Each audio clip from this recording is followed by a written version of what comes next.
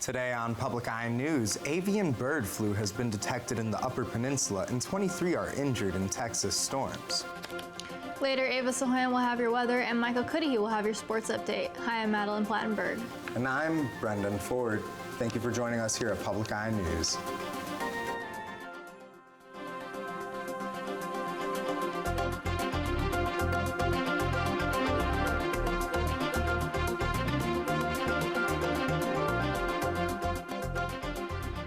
Highly pathogenic avian influenza, otherwise known as bird flu, has been detected in the Upper Peninsula. It was discovered in a non-commercial chicken flock in Menominee, being the third flock to have this flu in the state of Michigan. None of the flocks in Michigan that are infected are commercial, but several wild birds, including ducks and geese, across the state have also been noted to have bird flu. Bird flu is highly infectious to other birds and can be passed to humans. However, the CDC is saying that humans and public health are at low risk, as no human cases have been detected in the United States. To prevent the spread of bird flu, it is recommended to wash hands when handling birds and disinfecting all equipment used for bird handling. And Grand Rapids police say that today they will be releasing the video of a police officer fatally shooting Patrick Leoya. Police Chief Eric Winstrom states he is doing so in order to provide an update and additional context as well as explain what will happen next in the investigation. There will be no edits to the video other than adding blur to ensure privacy to those in the video. The shooting took place on the morning of April 4th and was the result of a traffic stop that resulted in a fight between the officer and Leoya. Forms of video to be released on this incident will include body cam, dash cam, cell phone footage, and home surveillance footage. And on Tuesday, a judge ruled that Wisconsin regulators lack authority in requiring businesses to clean up contamination from PFAS chemicals and other toxins due to no restrictions set in place by legislators. The decision was made by Waukesha County Circuit Judge Michael Boren. This means the State Department of Natural Resources must wait for legislators to define them and impose limits in state law or administrative rule, which can take years. Assistant Attorney General Gabe Johnson-Karp, who represented the DNR in the case, said the ruling creates significant concern about regulatory uncertainty, telling the judge he plans to appeal. Boren has agreed to stick with his decision until the June 6th hearing. And Wisconsin Supreme Court justices are skeptical and are questioning whether state law allows for voters to give their absentee ballot to someone else to return or whether drop boxes can be placed outside municipal clerk offices. Rules will be established later this spring or summer for the upcoming midterm election. In February, the court barred the use of drop boxes outside of election clerk offices for the April-spring elections, such as mayor, city council, and school boards. The question that needs to be answered is whether to allow these ballot boxes in places like libraries or grocery stores. And after this break, we will be back with your weather and national news. Coming up on Austin City Limits. I'll be waiting every time when my cowboy hat and wine. If you two-step down to Texas and go stepping out with me, you don't give me that border town buzz like tequila does. Come on, Dale.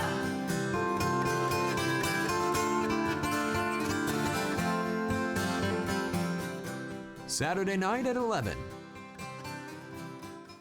Welcome back to Public Eye News. I'm Ava Sahoyan here with your weather for the day. Taking a look behind me at NMU's campus, you can see we're taking a break from the rain, but we've got some fog, so travel safe out there, but enjoy. Across the Upper Peninsula, we've got a mixture of clouds, rain showers, and thunderstorms. Starting in Marquette, it is 39 degrees. Houghton is also 39. Ironwood, 41. Iron Mountain, 47. Menominee is 42. Escanaba, 44. Going over to Manistee, it is 42. And in Sault Ste. Marie, it is 46 degrees. Right now in Marquette, it is cloudy with rain showers, a temperature of 39 degrees, winds out of the east and northeast at 8 miles per hour, and a barometric pressure of 29.56 inches and falling. Later tonight, we're expecting more rain showers, a low of 33, and winds out of the east-northeast at 6 miles per hour. Tomorrow, we're going to see some partly cloudy skies, a high of 39, a low of 27, and winds out of the southwest at 11 miles per hour. Now it's looking to later this weekend. Starting on Friday, we're going to see a high of 33, a low of 24 in cloudy skies. Saturday, we're going to see more cloudy skies, a high of 32 and a low of 27. Sunday, we're going to see mostly cloudy skies, a high of 36 and a low of 30. And up next, more national news. Thank you for that weather update, Ava. Moving on to more news. Subway service has resumed at the New York City station, where a gunman in a gas mask and construction vest set off a smoke canister on a morning rush hour train Tuesday. He shot 10 people and at least 29 were treated in hospitals for various injuries. Now police say their person of interest in the case is a suspect. Bradley Blackburn reports from Brooklyn, New York. This exclusive video obtained by the CBS station in New York appears to show the man police are searching for in a reflective vest, wheeling a cart and carrying a bag hours before Tuesday's subway shooting. Authorities say the suspect, now identified as 62-year-old Frank James, set off a smoke canister inside a Brooklyn subway car, then fired at least 33 shots, hitting 10 people. At this time, we still do not know the suspect's motivation. Officials are combing through James' social media videos and believe he rented this U-Haul truck, located after its keys were discovered at the crime scene. Investigators also recovered a tote bag that included a hatchet, 2 gas canisters, and a 9mm handgun that apparently jammed during the attack. Women are screaming, people are screaming, someone's saying something about guns, people are like covered in blood as they're running towards us. Brooklyn commuters are again using this subway station where the attack happened, but many are wondering why its surveillance cameras were not working at the time.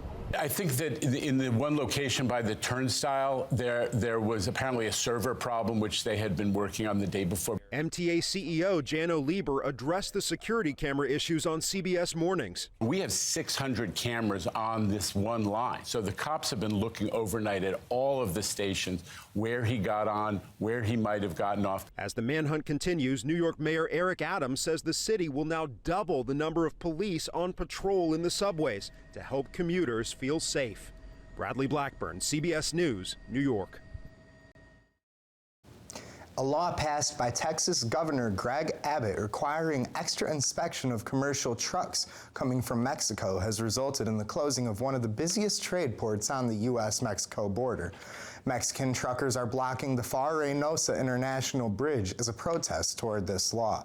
Along other trade ports, there are excessively long backups lasting up to 12 hours. Companies are warning that due to Abbott's policy, there is likely to be a shortage on goods received from Mexico, who supplies 2/3 of Texas produce. In order to avoid these surges to meet proper delivery times, truckers are going to be forced to add 100 or so miles to their route to pass through Arizona instead. Also happening in Texas, a severe weather storm had started there yesterday and resulted in several injuries. Tornadoes in the general area are uprooting trees and power lines and destroying several buildings. Along with the tornadoes are reports of large-sized hail. There have been tornadoes spotted in Iowa, as well as a possible tornado in Minnesota. Strong winds have also been reported in Nebraska. Ukrainian forces are preparing for a new offensive in eastern Ukraine while investigating potential chemical attacks in Mariupol. Natalie Brand is at the White House with the latest comments from President Biden condemning Russia's tactics in the war. Russian shelling hit another residential neighborhood in Ukraine, this time in Kharkiv, as the bombardment of the eastern city continues.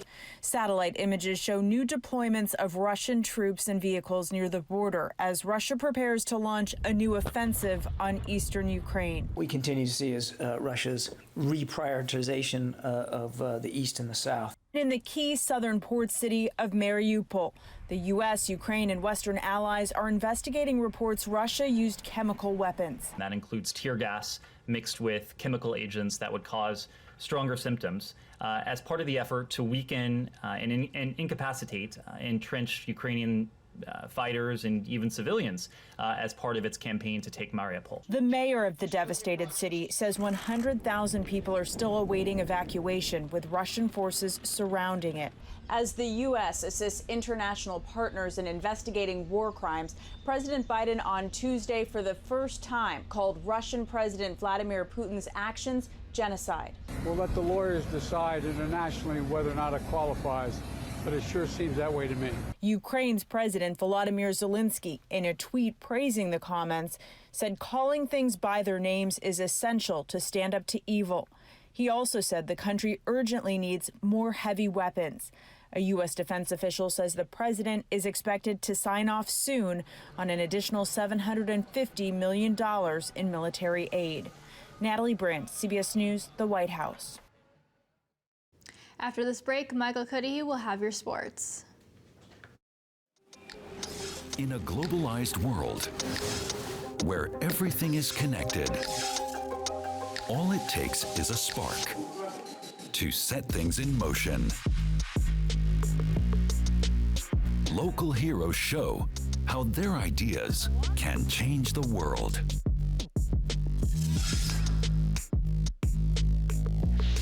Global 3000. Sunday morning at 9:30. Hi there and welcome back. Northern Michigan lacrosse is back in action as they take on Concordia St. Paul in their second meeting of the season tonight at 5 p.m. Previously, the Wildcats won in St. Paul 16-11 with Maddie Best scoring the winning goal in the third quarter. The Wildcats are 8-4 on this season, with senior night being this Friday against Upper Iowa, who Northern annihilated 24-3 earlier in the season. The Wildcats are looking to bounce back after two tough losses to Grand Valley and Davenport. And the Winnipeg Jets were set to play the Seattle Kraken tonight, but it will not be taking place because of a blizzard in Winnipeg.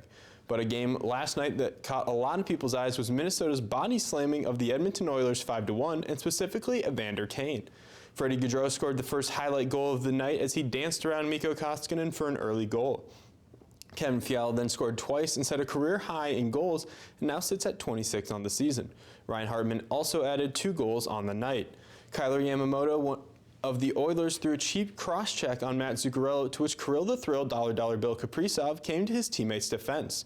Evander Kane went to his teammates' defense, and 4 Wild players immediately came in to fight Kane, specifically Ryan Hartman, who would get ejected along with Kane, but Hartman would be fined $4,000 for getting caught giving Kane the finger on TV.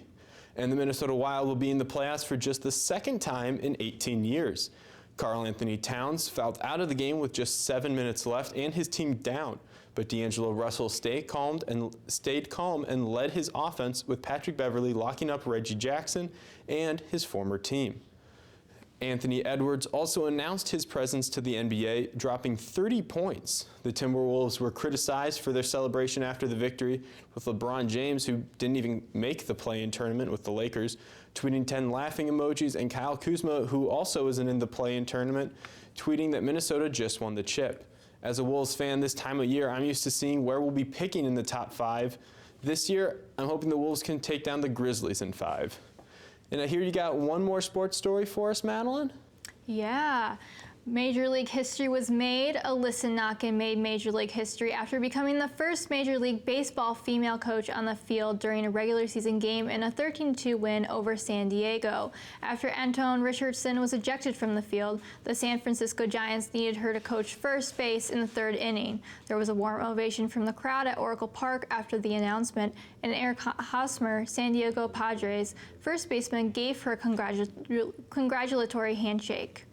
And actor and legendary stand-up comic Gilbert Gottfried has passed away at the age of 67. Gottfried has passed from rare genetic muscle disease that can trigger abnormal heartbeat, according to his publicist and longtime friend Glenn Schwartz. Gottfried was known for being independent and intentionally bizarre as a comedian. He frequently appeared on MTV's Saturday Night Live in the 1980s and did voice work for children's television and movies. Gottfried will be missed by his family, friends, and fellow comedians and performers.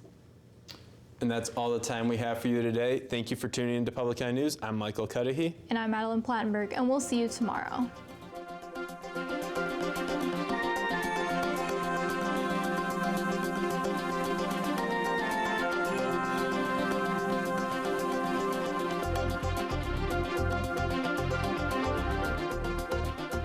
The preceding program was produced by WNMU-TV, Northern Michigan University Public Television, in studios located in Elizabeth and Edgar Hardin Hall.